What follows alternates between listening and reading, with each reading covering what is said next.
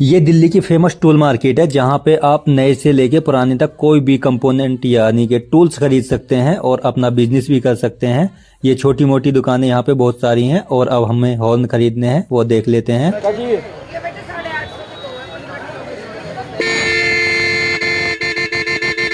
और अब हम जा रहे हैं और करते हैं इसकी अनबॉक्सिंग।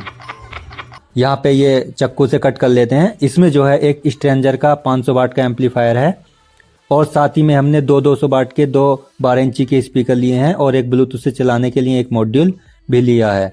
तो अब चला के दिखा देता हूँ।